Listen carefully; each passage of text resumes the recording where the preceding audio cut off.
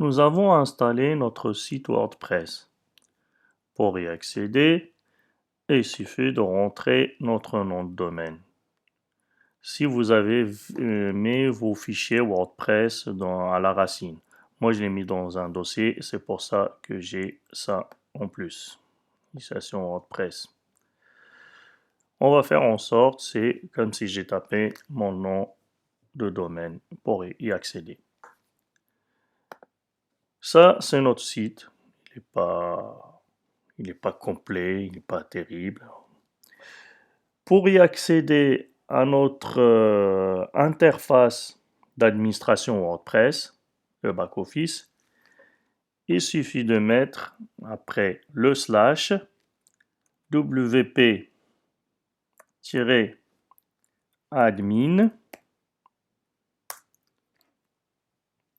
Et là, il nous demande pour se connecter l'identifiant ou l'adresse mail plus le mot de passe qu'on a choisi lors de la création de notre site WordPress. On met notre identifiant ou notre adresse email. Je vais mettre mon identifiant, mon mot de passe que j'avais choisi. Vous voulez qu'il se souvienne de nous, coche ici, sinon pas la peine. On met se connecter. Et là, on est connecté à notre interface d'administration WordPress. On va découvrir un petit peu l'interface et faire quelques petits réglages dans un premier temps. Donc notre interface, on voit là, on a plein de choses, mais vous pouvez les lire, mais pour avoir quelque chose de simple, on va enlever tout ça parce que ça sert pas à grand chose, donc ça nous embête plus qu'autre chose.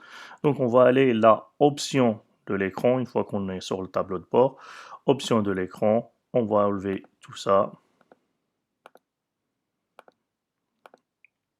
décocher tout ça.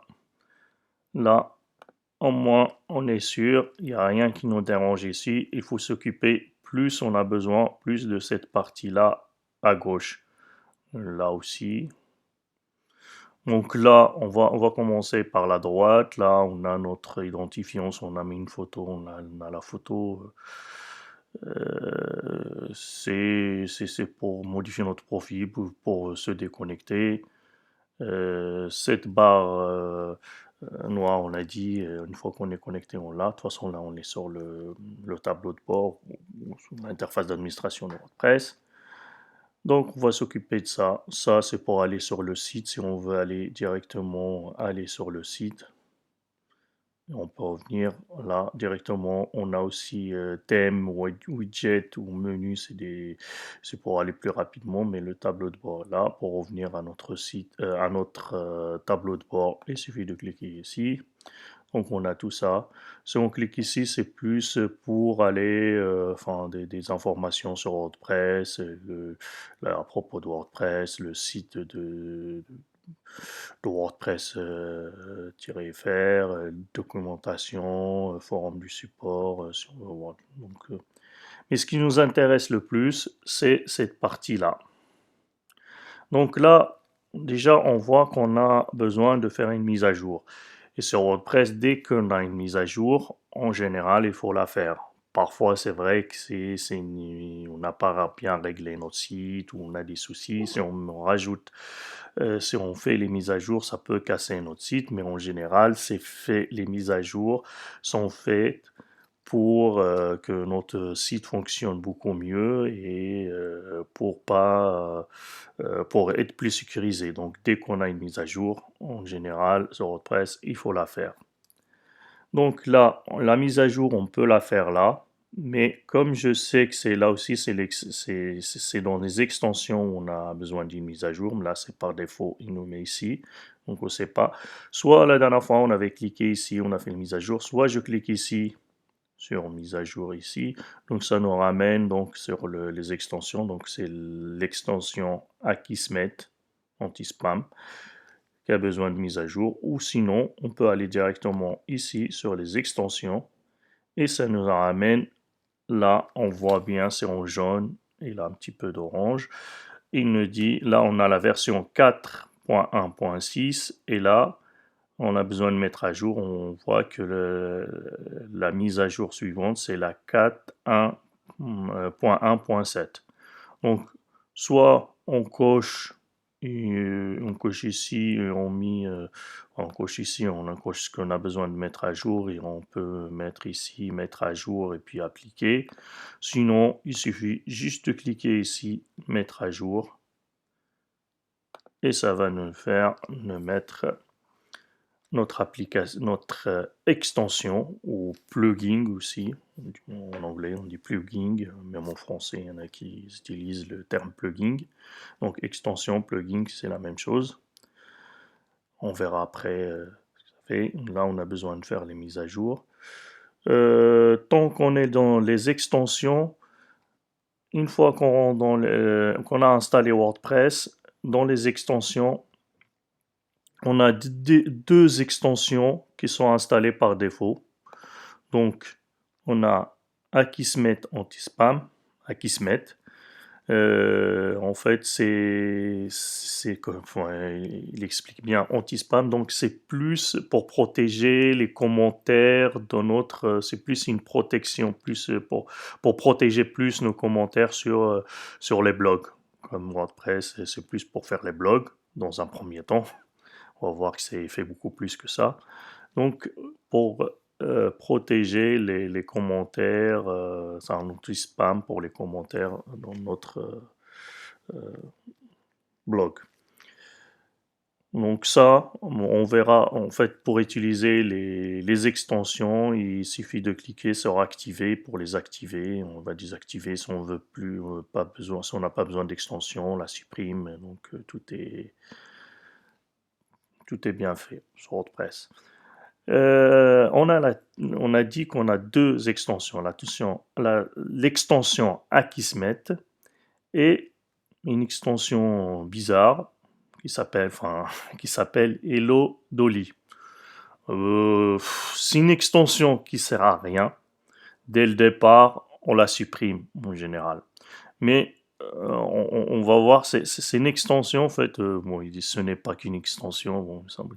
C'est une extension qui génère en fait des mots, notamment d'une chanson de Louis Armstrong, Hello Dolly. Ça génère sur l'interface d'administration. Si on l'active, on peut l'essayer, mais c'est une extension qui ne servira à rien pour notre site. Donc si on l'active, on va voir, regardez ici, là où j'ai mis ma souris, là, à côté de options de l'écran, on va l'activer, on va voir des mots ici en anglais, enfin, c'est les termes, les paroles d'une chanson en anglais, Hello Dolly. Donc, dès que je l'active,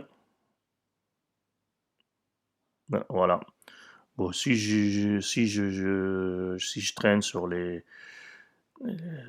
mon tableau de bord ici, on change, donc les mots changent. Si je vais là, voilà.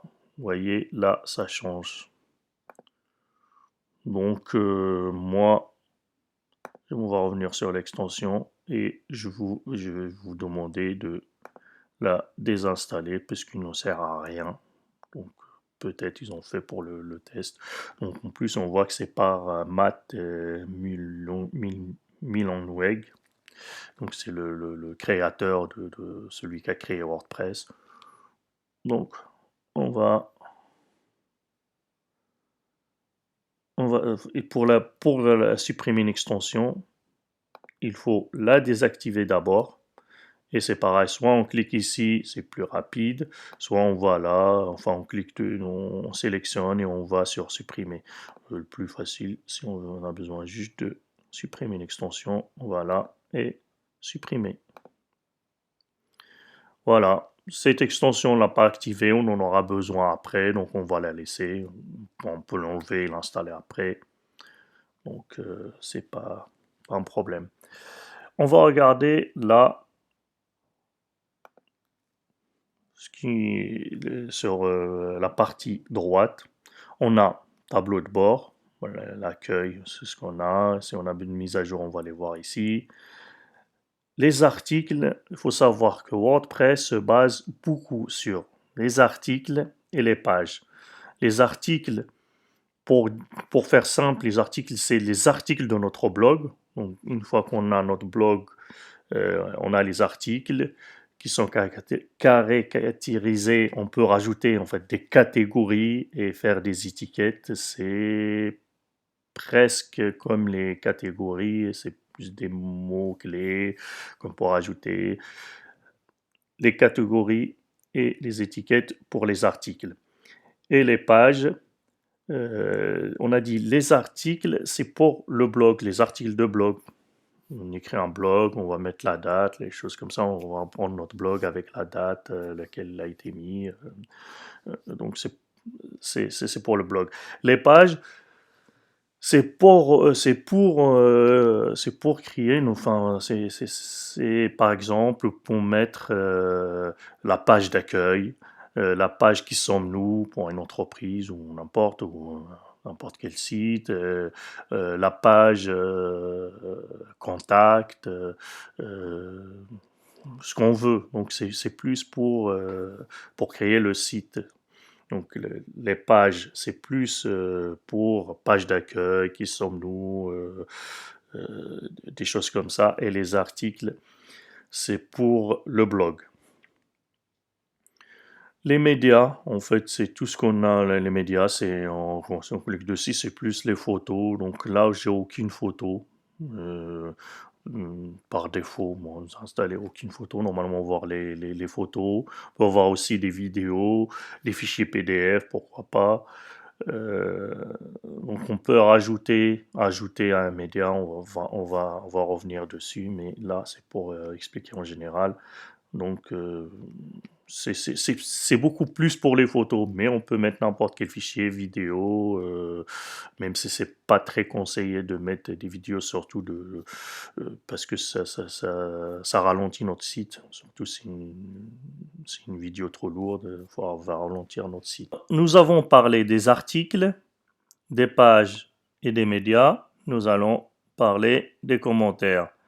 Les commentaires, en fait, c'est pour le blog. C'est pour les articles de notre blog. Une fois qu'on a créé un article, est-ce que on va laisser n'importe qui mettre un commentaire? Est-ce que il faut qu'il soit inscrit pour laisser un commentaire? Est-ce que il n'est pas inscrit, mais il faut quand même qu'il nous donne son nom ou son identifiant plus un mail pour laisser un commentaire, etc., etc. On verra ça après dans les réglages des commentaires. L'apparence avec le thème, en fait le thème c'est le style de notre site. Si on a installé notre WordPress normalement, comme on l'a fait pour la première installation, on a par défaut trois thèmes. Là, on a le 2020, 2019 et 2017. Donc, à chaque fois qu'il y a un nouveau, il y a celui qui est rentré en premier email. Donc, on a toujours trois par défaut comme thème. Et c'est le dernier qui est activé. C'est notre thème, c'est celui-là. Après, on peut activer celui-là. On peut voir si vous voulez. Là, c'est notre thème. On clique dessus, c'est celui-là. C'est celui qui est activé. Si on active celui-là, là, si on regarde notre thème, on va sur le site.